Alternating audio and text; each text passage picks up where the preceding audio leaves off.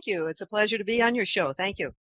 Yeah, this is really exciting. So often we hear the same old stories from the same old places, but I'm looking forward to something new. Let's kick this off maybe talking about the area in general as a hotbed for strangeness. How did you come to recognize all this stuff going on in the Carolina region? What were some of the first oddities that you noticed once you moved into the area? Well, I moved here in 1998, and I live just south of the Smoky Mountain National Park, if that gives people an idea of the geography. And so there's mountains everywhere. And the job that I had for quite a number of years, I kept meeting very, very interesting people. So initially, some of the stories started just by talking to people where I worked. And through them, I began to find out about Cherokee Little People that lived here in the mountains, about giants, about underground facilities, about UFOs. Eventually, it inspired a website that we started in 2008, which you have mentioned already. It's called Skyships Over Cachers. And we deal with those kind of subjects and many other subjects that the regular media just simply doesn't cover. Mm-hmm. Yeah, it's so weird that there is such a Pandora's box of strangeness there. But let's get into the military bases maybe to start, because these secret facilities, they always intrigue me. Can you tell us how many you've uncovered in that area and where they might be? All right, I've done a book. I did it a year ago, and the long title is Underground Military Bases Hidden in North Carolina Mountains. And I've featured 5 different facilities here in the mountains. The one that anybody in the country would be familiar with would be the Smoky Mountain National Park, and there is one that's beneath there. It's one of the more recent ones because people have gotten photos that I have been able to acquire from basically 2012, where, major equipment is being dropped from the air to this site where we know the entrance is. Our best witnesses have had military background, so they're able to identify, machine guns and helicopters and transport planes, and they know a lot that the average witness or eyewitness wouldn't know. So they're very credible witnesses that I've been able to quote in the book. Mm-hmm. You mentioned the Smoky Mountain National Park having a facility under there. There's also one, I believe, Mount Mitchell. Is that a separate facility?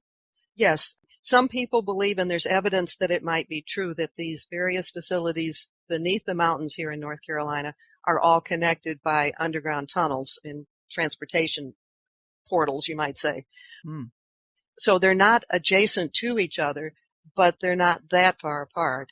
And the Mount Mitchell is the tallest mountain east of the Mississippi, and there is a large facility beneath that. And again, we had a military person who was a key witness in giving us information about that. And do we know how deep any of these facilities are? Have any of the witnesses been able to disclose that kind of info? Yes, there's quite a variety. The first facility that I learned about was called the PARI Astronomical Research Institute. It's gone back to the days of the Cold War, and supposedly they've transformed it into just an educational astronomy place, but we have people with high security clearance who say that it's a facility that's city size, it's 6 stories deep, it's totally self-sufficient, has electricity, water, roadways, and we hear that with most of these. So they're extensive. They're not just like a little bunker. The one that is the biggest seems to be beneath Mount Mitchell, and that is supposedly 20 stories deep from the top of the mountain. Wow. I mean, that's huge. And I've also got a note here, apparently, that this Mount Mitchell facility might be controlled or at least facilitating UN troops. This is one of the things that has puzzled me since I first moved to the mountains again in 1998. And people would periodically talk about foreign troops being in the mountains around here. And it always puzzled me why that was even permitted. And I found out that in 1972, our country, when Nixon was president, signed the World Heritage Treaty. And when we did that, we actually turned over parcels of our land to the United Nations. Mount Mitchell is one of those. The Smoky Mountain National Park is one of those. So even though it's in our country and even though our taxes may support the facilities there for tourists, it's still owned by the UN. And that can explain why they have free reign of places like Mount Mitchell. Around here, they're known as blue hats. Yeah, I thought that was really interesting. I did not know much about the World Heritage Treaty at all, but apparently the northwestern Hawaiian Islands, which is 140,000 square miles, went under UN jurisdiction in 2010. Then in 2014, the monumental earthworks of Poverty Point, Louisiana was added. And since then, several more things have been added. Does this concern you? What do you think the implications are of this? Why is this happening? It goes beyond our country, and I find it rather creepy that the UN is having control over so many places around the world. 140,000 acres is no small thing. Personally, I think we made a mistake. The motivation originally was just to protect natural resources like the islands, like Mount Mitchell. But it's being used for, military causes that our country doesn't even have control over. So I wish it didn't exist. I wish we could unsign it. Well, I think it says a lot that these bases, wherever in the country we're talking about, are considered to be under national parks, because driving through some of these areas, you'll look at the way the country has been run, how the elite operate with this extreme capitalist mindset, completely all right with destroying the earth. And I've often looked at these places, these tens of thousands of square acres, and I'm kind of impressed that we haven't just harvested it all and put in some suburbs. It's pretty amazing we've resisted the temptation and greed, but the altruism kind of falls apart when you consider the reason these areas might be largely blocked off from civilization is so they can conceal operations underground more than anything else. Yeah, I can give you another one. One of the bases that I've written about in the book is at Sugarloaf Mountain. Well, Sugarloaf Mountain is near almost adjacent to Chimney Rock Park, which is another park where tourists like to go. And since I first began doing that research, they've even acquired more land as a buffer between the entrance that we know about, which is at the top of the Sugarloaf Mountain, and the Chimney Rock Park. So it's a buffer that keeps people away from it. And they seem to do this a lot, just to insulate it and keep people off of the property. And they also do things that, keep people away from even wanting to go there. When I was investigating things that were going on at Mount Mitchell, I found it on Google Maps, and it was a hexagon shape that looked a lot like entrances to other facilities we'd seen, and also looked a lot like, well, anyhow, we'll leave it at that. And when I went back to try to, get the map up again, when I would type in this location, it wouldn't come up. And the only way you can find it, it was at the end of a road. Let's see if I can remember the name. It was like Wart Wilson Road, which is a terrible sounding name. Mm-hmm. And when I would type that in, suddenly instead of getting the map like I had been able to do the first few times, I got connections to Walmarts. I got connections to wart removal products. And so just on memory, I started searching from other points and eventually found where this hexagon shape was in the ground, and it was all covered up. It had been airbrushed out, so it looked like there were trees there now. So there were signs all around that place when I went there on foot telling you not to trespass and, very threatening signs. And so they do everything they can to keep people away from these places. Yeah, one interesting testimony I had written down here that's, kind of in that vein is one of your witnesses said that one day some friends of ours drove ATVs on the one-way section of Hentuga Road from the hatchery of Big Cove Road in Cherokee. After they'd ridden 3 or 4 miles up the road, they were stopped by park rangers who were carrying either M4s or AR-15 machine guns. I mean, what are park rangers doing with machine guns? Right. You just really, really have to wonder. Part of that same story, well, I can share more of that because that even gets expanded. Sure. These 2 gentlemen that worked at the fish hatchery, which would be like at the bottom of the mountain, and at the top of the mountain there's this road called Hentuga Road. I'm sure it's an old Indian name. And that is the closest point to the entrance to this underground facility. And so the water stopped flowing like it should from, the tributary into the fish hatchery. So these two guys started going up the creek to find out if beavers or something had stopped the flow of the water. And they eventually found that the tributary or the source of the water at the top of the mountain was all dried up. Not only was it all dried up, but there was a 50,000-gallon water tank mostly buried where that reservoir had been, and there were pipes going from that tank down into the ground. So the water was being siphoned off and funneled into the ground. So that had to be a source of water for what was being and maybe continuing to be built under the Smoky Mountain National Park. That's the most lively one because there was a lot of activity going on, especially in 2012, 2013, with major drops by military, Osprey, sky cranes,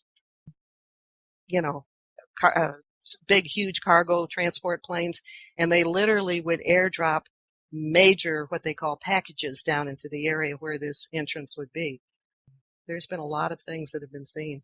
Yeah. There's also been things felt from beneath the ground. People hear sounds. They hear grinding. They hear like industrial pounding. And there's no explanation for it other than something's going on beneath the ground. Mm-hmm. Yeah, and you mentioned those airdrops. There's a picture you have in the book of a cargo plane carrying like a Humvee, and that's just so crazy that they would need that in the mountainous areas of North Carolina. But if we're talking about incentives for people to not go there, intimidating signs, intimidating Mounties with machine guns. Apparently, you've also talked about this people repellent they seem to be using to keep people away. That I've experienced myself. I've gotten real close to the PARI facility, which is the Pisgah Astronomical Research Institute. And I've been there each time with other people. And the closer you get to it, it's like you feel, I don't even know how to describe it, but it's like this vibration in your head. And it's not pleasant, and it makes you want to get out of there. And then we had another military witness who went up to take pictures of a monument that's near Hind-Toogie Road, which is back to the Smoky Mountain National Park. And she said the birds were singing on the way up there. The sun was shining. It was a beautiful day. And as she got close to this place, all the birds stopped singing. She began to feel, sensations in her head. She began to feel nauseous. And that's what I mean by a people repellent. It seems to be an electronic vibration that's sent out that repels the animals and people just because it's not pleasant. Yeah, that's so wild, but we have heard people talk about that stuff before. Now, this Pisgah Astronomical Research Institute, this is pretty interesting, and I've heard you talk about it before, saying that it's an invite-only astronomical kind of research facility. Have you been able to talk to any astronomers or any scientists who've been able to get invites there? It's very strange. Sometimes you can walk in the door and there's not a problem, and some people have experienced that. Some days people have been at the gate and there has been somebody dressed in a SWAT suit at the entrance, and so it may depend totally on what's going on. Sometimes we'll see UFOs, flying low near that facility or flying into a lake that's near it. Sometimes you see military vehicles in the town that's closest to it, but technically there's no base in the area. There should be no reason that they're there. It's used as a camouflage. They say that this astronomical facility that's all it is. But we think of it very much as a cover-up. We call it a capstone cover-up because it's not what it appears to be. And can you tell us about some of the UFOs that have been sighted around there? Are they classical shapes? Are they anything abnormal from what's typically reported in UFO 101? Well, let me get back to the name of the website. We initially named it skyshipsovercaches.com because we were getting some pretty incredible information and photos over that mountain ridge. And as the crow flies, that's not that far from PARI. So if you're talking about different kinds of spaceships, we have seen incredible ones. We've seen your typical saucer ones. We've seen those that look like rotating rainbow colors. We've seen them diamond-shaped. the most unusual one, and we've only been able to get pictures of this, I think, on one or two occasions. They actually look like big rocks, almost like volcanic rocks, but they're UFOs. In the sky. In the sky. And that's the only time we've ever experienced that. And they're hovering there. So it's not like it's a meteorite or something flying across the sky. And since we've had the website for so many years now, I can't necessarily tell you exactly where to go, but in the archives of skyship photos, those pictures are there. Oh, I think it was last year, but there may still be some from this year.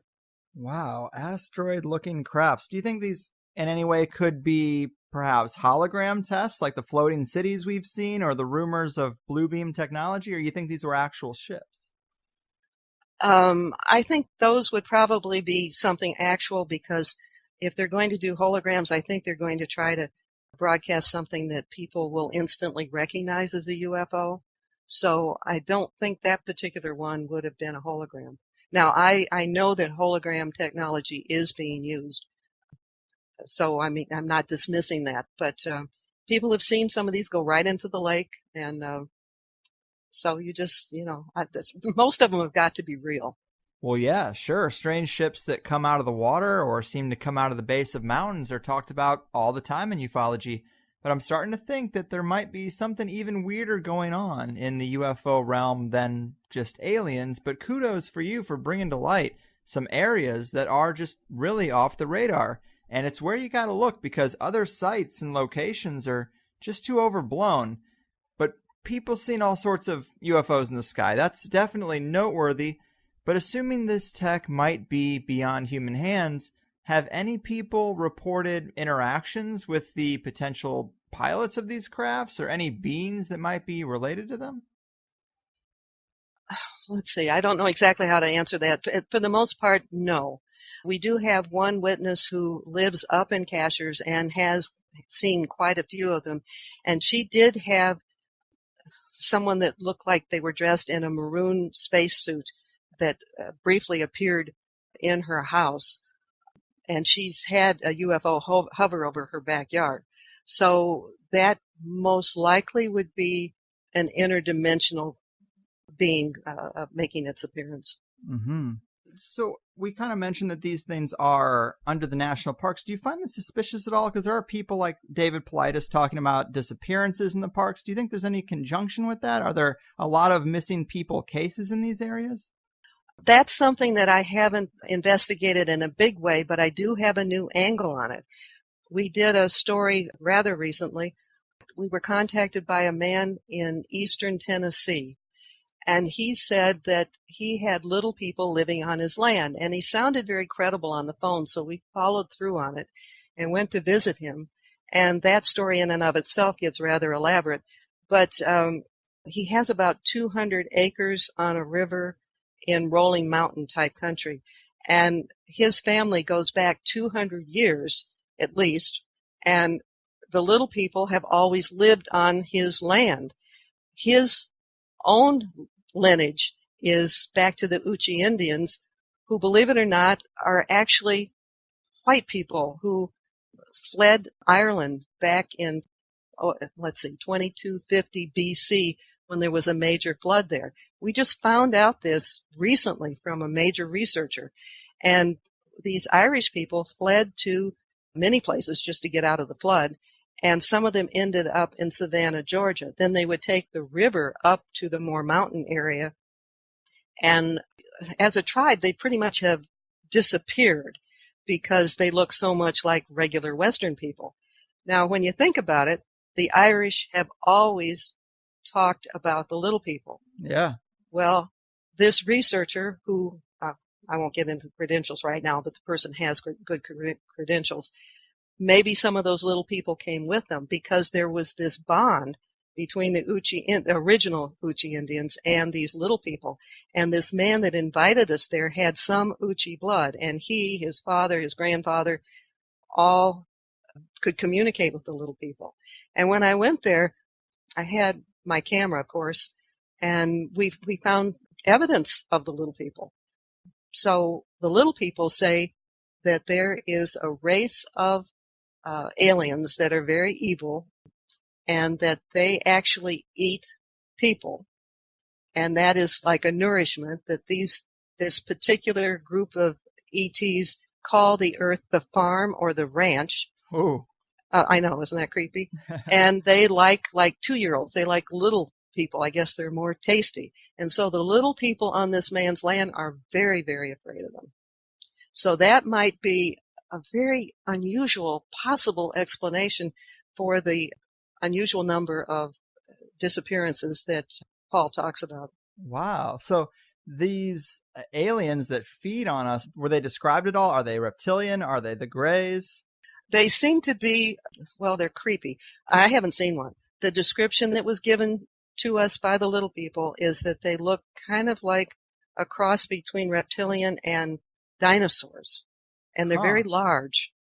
And they call them the Dominators. That's what the little people call them. Wow. And I know. I mean, this gets into such deep craziness that you just go, I can't believe this. But, you know, I was able to get pictures of the little people footprints, was able to, I mean, we could go off in a whole direction on that. So you decide where you want to go with this conversation. I've got more conversation than will fit in your hour.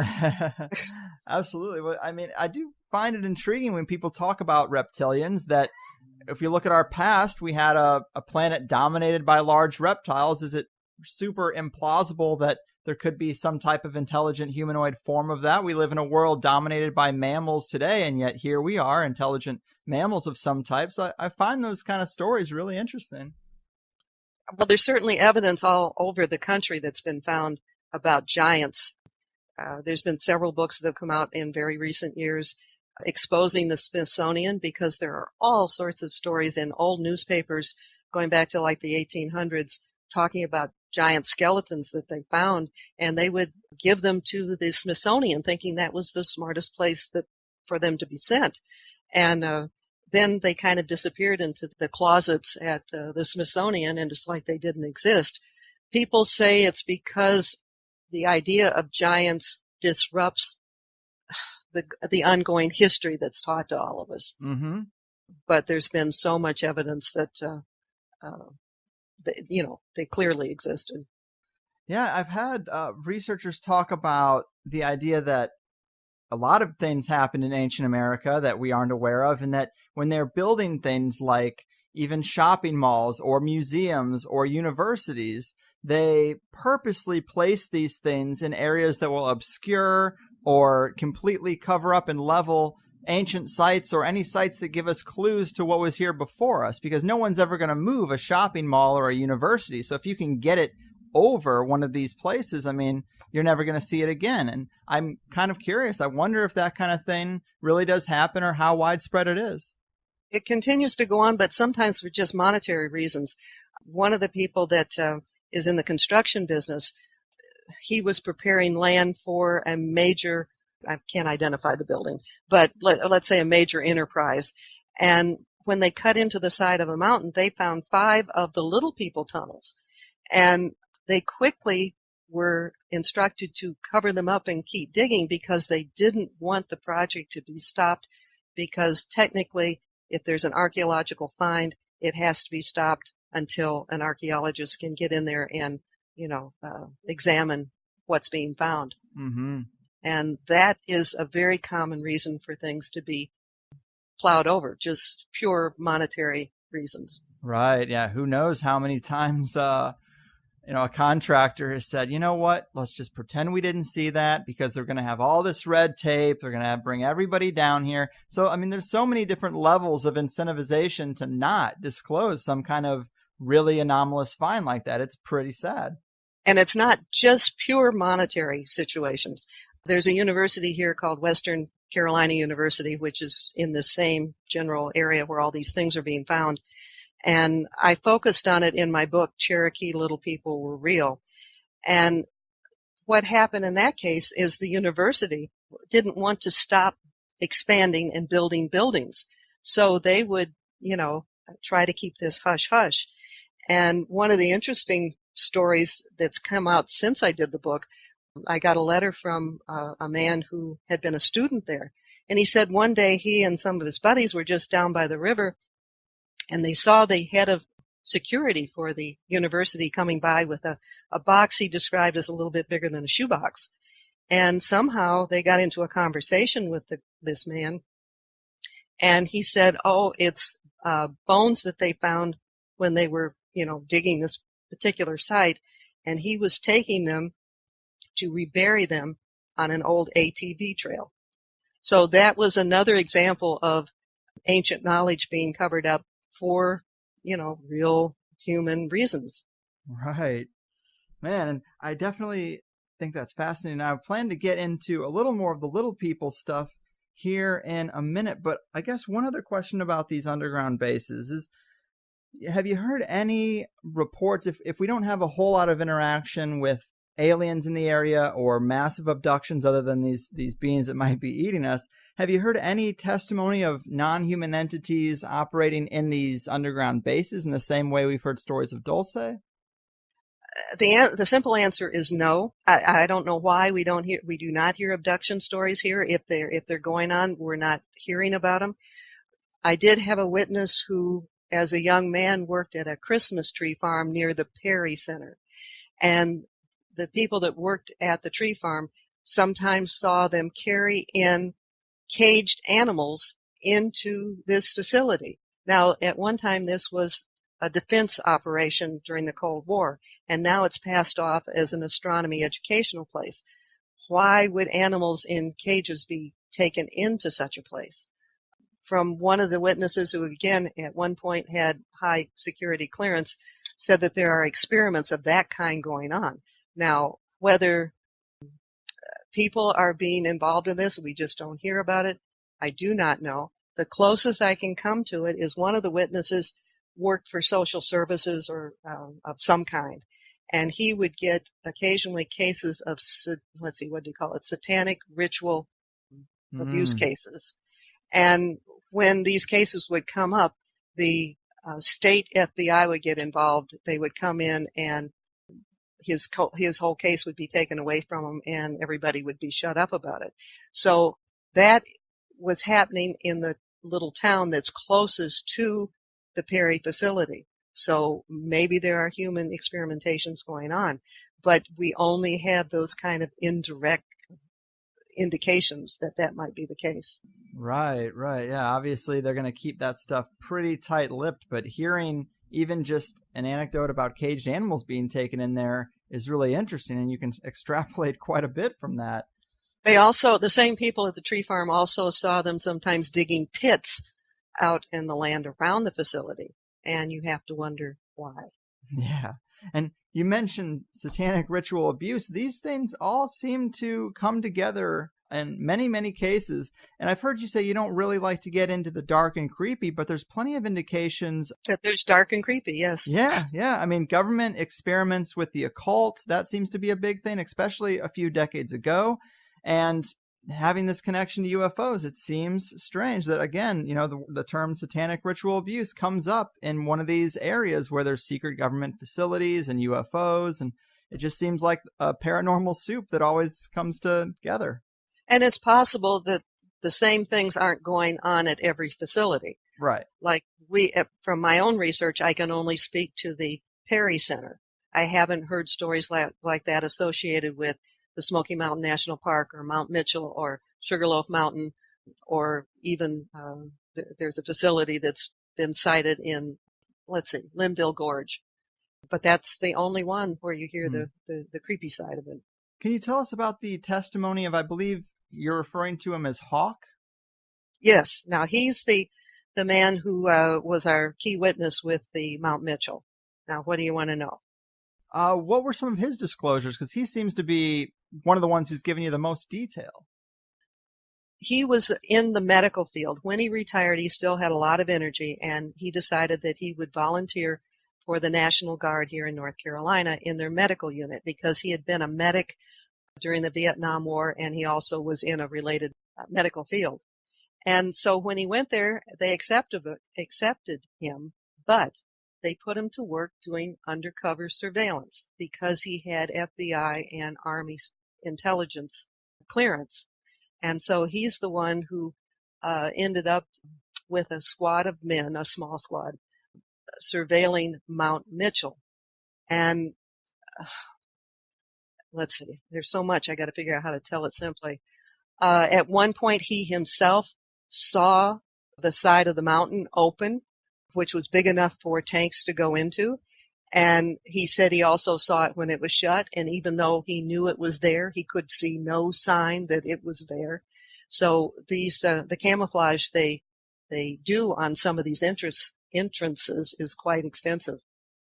Wow. Open, like the side of a mountain. Of course, like we mentioned earlier, UFO stories coming out of the mountains. Do we know how it opens or closes? Is it like a garage door or something more sophisticated? From what I can gather, it's kind of like a garage door. Huh. I don't know if it goes up on the pulleys just the way it does in your own garage, but it's along those lines. And when it's closed, it blends right in with the side of the mountain. I mean, you'll find similar things, stories out in the West too, where things disappear into mountains, and it's just a hidden garage door opening. Right, right. And I also wrote down one of the quotes of testimony. It was that somebody had told you that they have an ex-military friend who now works for the National Park Service who told them they're not allowed to even ask about any of the unusual activity at the park. Did this particular witness tell you about what they might have meant when they said unusual activity? I'm sure just the things we're talking about, but anything specific they saw? Why don't I tell your listeners about how that whole story started, because it started right off on the deep end. This man who was retired military, I had known through my own work, and so he let me know about it. And I trusted him because I'd known him long before he had experienced any of this. And he and his wife were parked, I think, at a place to get gas or a Coke or something, right at the intersection of 441 and 74, which is south of Cherokee.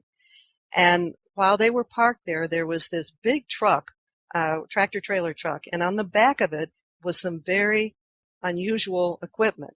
He said from his experience, it looked like a decontamination chamber. And that was from what he knew. There is a picture of it in the book that I have.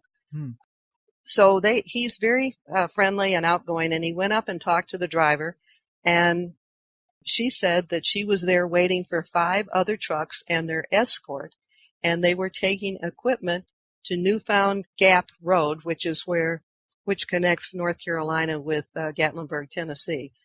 And then from there, the equipment would be airdropped at an undisclosed location. Well, she told him quite a bit. He was very curious, so at a distance, he followed all of this. And the 5 other trucks arrived. They all had tarps over the equipment, all had USAF, or United States Air Force, on the tarps.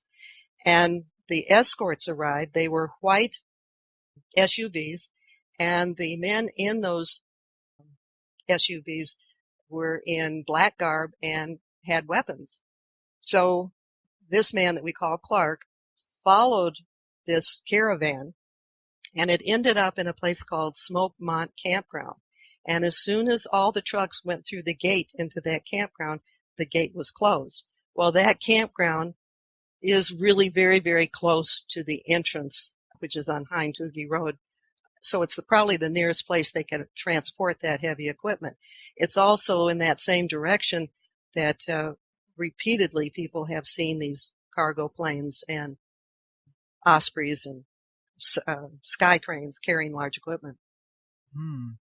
So there's a lot of evidence that, something very real is going on.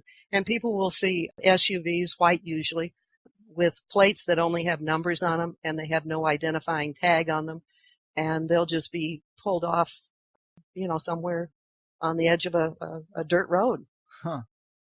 Wow. And the things you said about UN troops, that's so fascinating. The blue hats. Because I've had researchers talk about the narrative that we're getting now with the police shooting things that's going on. They've said that it's all going to come to a head where they're trying to put out in the culture that the police force is not equipped to handle what's going on, or they're undertrained, or this or that or whatever. And they'll have to bring in these other troops. Exactly. All right, let's go back. Let's go back to Mount Mitchell.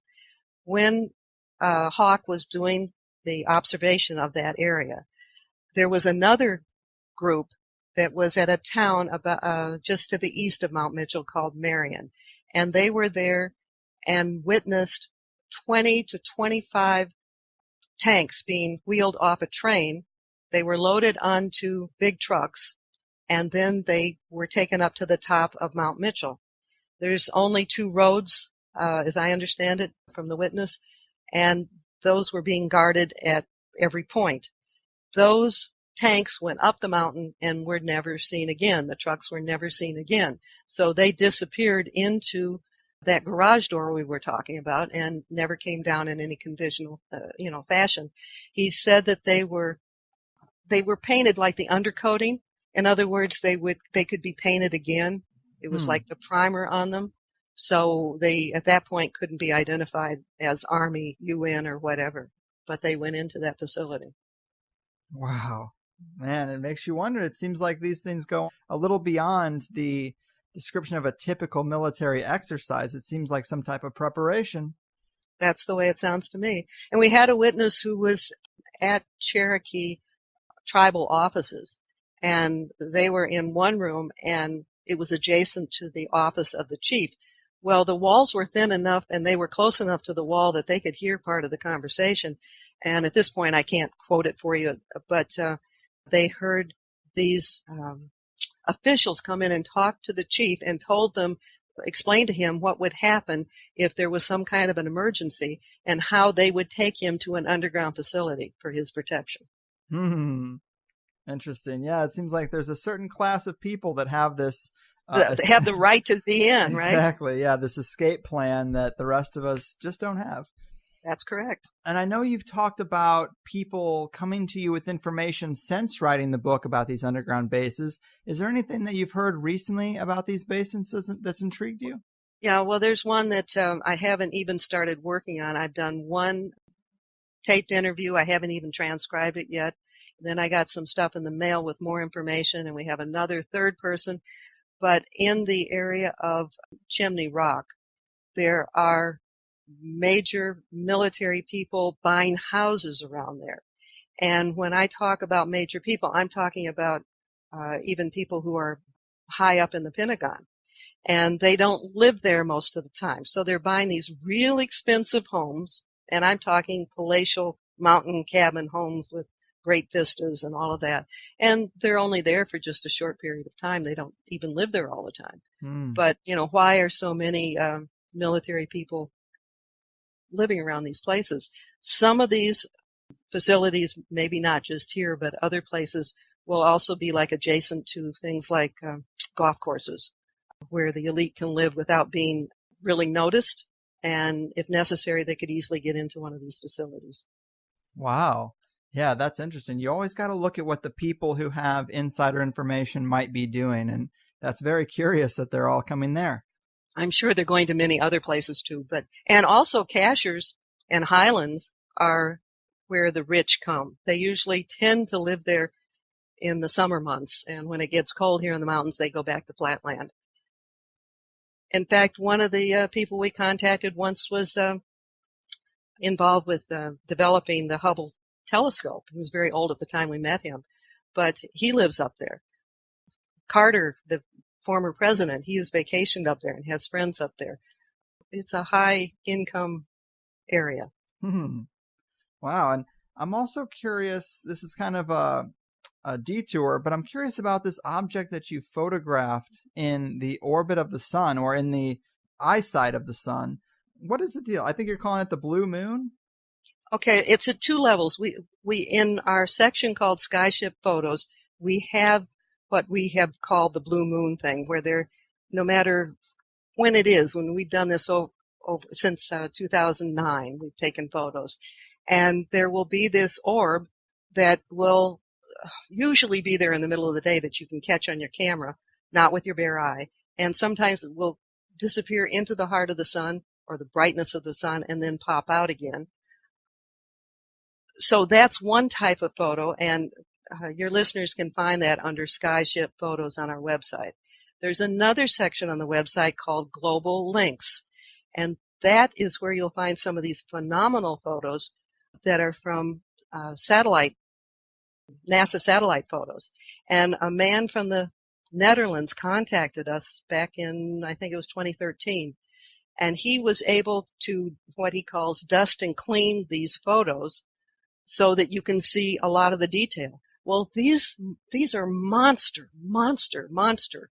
ships that will appear around the sun. They're bigger than Jupiter, which is, the biggest planet we have. Really? And when those shots are cleaned up, you can see the very mechanical structure of it, or of them. And I encourage people to go to the global links section of the website. And again, it's called skyshipsovercachers.com. And those photos began to come in, I'm pretty sure it was 2013. So 2013, 14, and 15, if you just scroll through those sections and stop at the photos that catch your eye, there's quite a few of them that we've been able to get. Yeah, I did like the photos I saw there. Some of them are more intriguing than others, but there's definitely a couple that you're like, wow, I don't know what that could be. So I guess you're not inclined to think this is some kind of Planet X thing. This is more of some kind of structure, some kind of man-made or being-made thing out there. All right.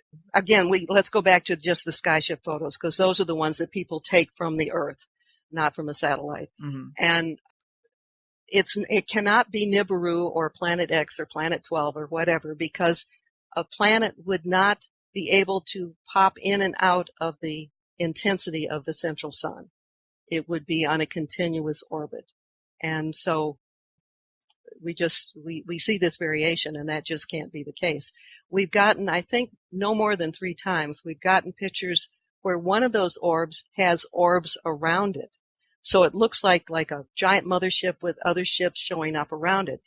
That's when we met the guy who was involved with the Hubble telescope, because we showed him this photo because we wanted to make sure it wasn't blown off as just a camera anomaly. And he assured us that it wasn't. He said that was not what that was. And so what can I say? Yeah.